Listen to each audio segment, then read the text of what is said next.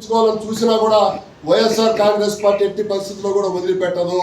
మీరు ఆ పంది కొవ్వు ఏదైతే ఉందో, గొడ్డు కొవ్వు ఏదైతే ఉందో, ఇంకా మీకు తెలిసినటువంటి కొవ్వులు ఏమేమైతే ఉన్నాయో అన్ని కొవ్వులకు సంబంధించినటువంటి జవాబు దేనిని ఆధారం చేసుకొని మీరు మాట్లాడారో కూడా రాష్ట్ర ప్రజలకు ఖచ్చితంగా చెప్పేంత వరకు వైఎస్ఆర్ కాంగ్రెస్ పార్టీ మిమ్మల్ని వదిలిపెట్టదని చెప్పి ఈ సందర్భంగా తెలియజేసుకుంటూ మళ్ళా చెప్తా ఉన్నాం, జనసేన పార్టీ అధ్యక్షుల వారికి మీ మీద ఉన్నటువంటి అభిమానం, విశ్వాసం కూడా ఇవాళ సన్నగిల్లిపోతా ఉన్నాయి.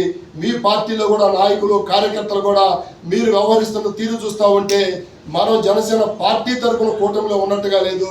పవన్ కళ్యాణ్ గారు కూడా మంత్రివర్గంలో తెలుగుదేశం పార్టీ సభ్యుడిగా కనపడతా ఉన్నాడని చెప్పని వాళ్ళ మనోభావాలని, వాళ్ళ ఆలోచనలు కూడా దృష్టిలో పెట్టుకుని కూడా మీరు వ్యవహరిస్తున్న తీరుని మీరు ఇమ్మీడియట్గా వెనక్కి వచ్చి మీరు స్వతంత్రంగా రాష్ట్ర ప్రజలను దృష్టిలో పెట్టుకొని మీరు మాట్లాడాలి, ఆలోచన చేయాలని చెప్పి ఈ సందర్భంగా తెలియజేసుకుంటూ మేము వైఎస్ఆర్ కాంగ్రెస్ పార్టీ డిమాండ్ చేస్తా ఉంది, చంద్రబాబు నాయుడు గారు మీరు ఖచ్చితంగా రాష్ట్ర ప్రజలకు ఆ జవాబు చెప్పాలి. లేకపోతే నేను మాట్లాడింది తప్పు అని రాష్ట్ర ప్రజలకు బేషరతుగా క్షమాపణ చెప్పాలి. శ్రీ వెంకటేశ్వర స్వామి వారి భక్తులు ఎవరెవరైతే ఉన్నారో ప్రపంచవ్యాప్తంగా వాళ్ళందరికీ కూడా మీరు క్షమాపణలు చెబితేనే దేవుడు మిమ్మల్ని క్షమిస్తాడు తప్పనించి దేవుడు కూడా మిమ్మల్ని క్షమించడు. ఎందుకంటే మీరు ఆటలాడుకోవటం ఈ భారతదేశం అందరితో అయిపోయింది. మోడీ గారు తాడుకున్నారు, ఎన్టీ రామారావు గారు తాడుకున్నారు, అందరూ తాడుకున్నారు. ఇక మిగిలిందల్లా దేవుడు ఒకడే, ఆయనతో కూడా ఆట ఆడేసారు, అయిపోయింది. ఇక మీ ముగింపుని దేవుడు క్లోజ్ చేస్తాడని చెప్పి సందర్భంగా తెలియజేసుకుంటూ మీరు ఖచ్చితంగా క్షమాపణలు చెప్పేంత వరకు వైఎస్ఆర్ కాంగ్రెస్ పార్టీ మిమ్మల్ని వదిలిపెట్టదని చెప్పి సందర్భంగా తెలియజేసుకుంటూ మీ ద్వారా సెలవు తీసుకుంటాం.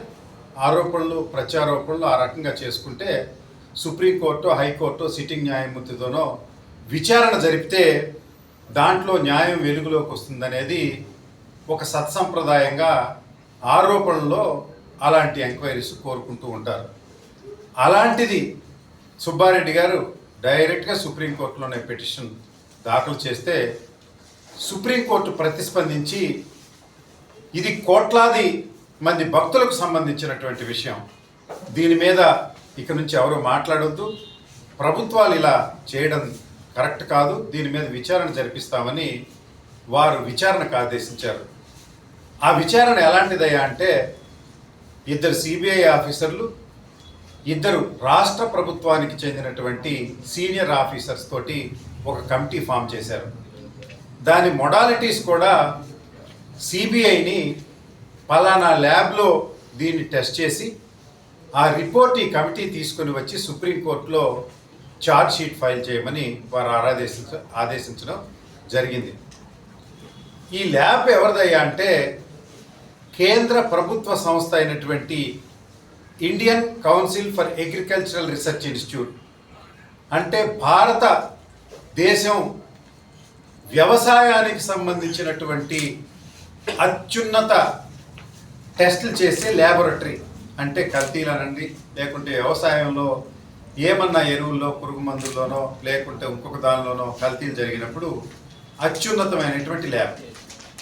వారికి అనుసంధానంగా ఉన్నటువంటి నేషనల్ డైరీ రీసెర్చ్ ఇన్స్టిట్యూట్, అంటే పాడి ఉత్పత్తుల మీద పరిశోధనలు చేయడం, కల్తీకి సంబంధించి ఏదన్నా ఉంటే, అంటే ఇన్ జనరల్ రాష్ట్ర వ్యాప్తంగా, దేశవ్యాప్తంగా అనేక పాల విక్రయాలు జరుగుతూ ఉంటాయి, వివిధ డైరీలు ఉన్నాయి, వాటిలో ఎవరైనా కల్తీ కలిపినప్పుడు కూడా ఈ డైరీకి వెళ్తాయి. అలాంటి ఇన్స్టిట్యూట్, అత్యున్నతమైనటువంటి ఇన్స్టిట్యూట్, అది కూడా హర్యానా రాష్ట్రంలో ఉంది. హర్యానాలో ఎందుకుందయ్యా అంటే భారతదేశంలోనే ఒక మాటలో చెప్పాలంటే ప్రపంచంలో కూడా అత్యధిక పాడి ఉత్పత్తి అయ్యేది హర్యానా రాష్ట్రం, ఆనంద్. అక్కడ ఈ ఇన్స్టిట్యూట్స్ అన్నీ డెవలప్ అయ్యాయి, అత్యున్నతమైనటువంటి స్టాండర్డ్ కలిసిన ఇన్స్టిట్యూట్.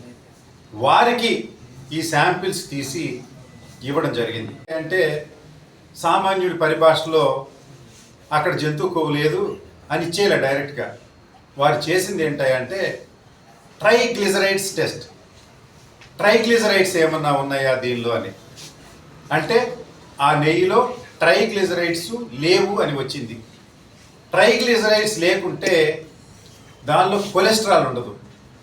కొలెస్ట్రాల్ లేదు అంటే జంతువుకు సంబంధించినటువంటి ఏ కొవ్వు కూడా దానిలో లేదు అనేది వారి ప్రధానమైనటువంటి ఫైండింగ్.